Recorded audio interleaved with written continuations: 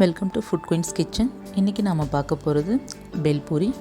இதோ அதுக்கான இன்க்ரீடியன்ட்ஸ்: பொரி, பூரி, சேவ், ஆனியன், தக்காளி, ஆஃப் லெமன், கொத்தமல்லி, black salt, chaat masala, sweet chutney, green chutney.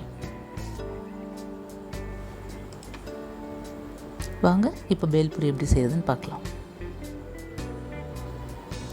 நான் 2 கப் பொரி எடுத்திருக்கேன்.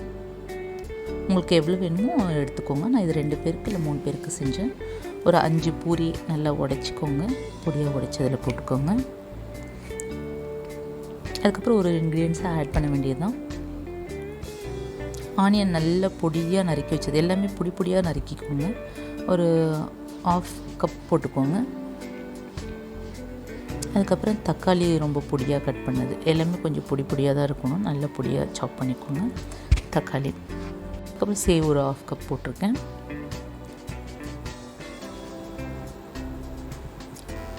க்ரீன் சட்னி 2 ஸ்பூன் ஆட் பண்ணியிருக்கேன். உங்களுக்கு அடிஷ்னலாக காரம் வேணும்னா க்ரீன் சட்னி அதிகமாக சேர்த்துக்கலாம். ஸ்வீட் சட்னி ஒரு 2 ஸ்பூன் ஆட் பண்ணியிருக்கேன். பட் கிட்ஸ்லாம் சம்டைம்ஸ் ஸ்வீட்டியாக அவங்க ஆசைப்பட்டாங்கன்னா அவங்க கொஞ்சம் ஸ்வீட் சட்னி அதிகமாக சேர்த்துக்கலாம். இது எல்லாமே நம்மளோட இஷ்டம்தான்.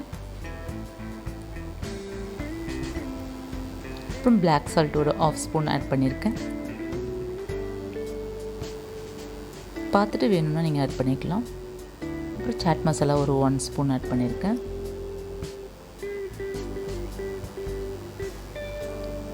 ஆஃப் லெமன் பிழிஞ்சு விட்டுருக்கேன். ஃபைனலாக நம்ம கட் பண்ணி வச்சுருக்க கொத்தமல்லி இலையும் தூவிட்டு இப்போ நல்லா மிக்ஸ் பண்ணிடணும். நீங்கள் நல்லா அந்த எல்லா இன்க்ரீடியண்ட்டும் ஃபுல்லாக மிக்ஸ் ஆகணும். அதே மாதிரி இதில் இதுதான் போடணும் அதுதான் போடணும்னு இல்லை. இதில் எல்லாமே சேர்த்துக்கலாம். நீங்கள் சென்னா, கருப்பு சுண்டல், வெள்ளை சுண்டல் அவிச்சு, இல்லைனா பொட்டேட்டோ அவிச்சு எடுத்துக்கலாம். கேரட் துருவி போடலாம், மாங்காய் துருவி போடலாம், வெள்ளரிக்காய் இருந்தால் ஆட் பண்ணிக்கலாம். ஸோ உங்களுக்கு என்ன தேவையோ அதெல்லாமே ஆட் பண்ணிக்கலாம். சிம்பிளாகவும் செய்யலாம், கொஞ்சம் நிறைய இன்க்ரீடியன்ட்ஸ் போட்டும் செய்யலாம். உங்களுக்கு எப்படி வேணுமோ என்ன அவைலபிலிட்டி இருக்கோ அதை வச்சு ரொம்ப ஈஸியாக சீக்கிரமாக செய்யக்கூடிய ஒரு சாட் தான் இது பெல் பூரி. இந்த மாதிரி மேலே கொஞ்சம் சேவ் தூவிட்டு கொஞ்சம் ஆனியன், டொமேட்டோ, கொத்தமல்லி கொஞ்சம் தூவிட்டிங்கன்னா பார்க்க ரொம்ப கலர்ஃபுல்லாக இருக்கும். பார்க்கும்போதே நமக்கு சாப்பிடணும் போல் இருக்கும்.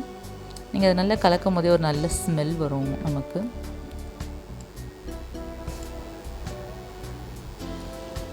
சூப்பராக இருக்குல்ல பார்க்கவே.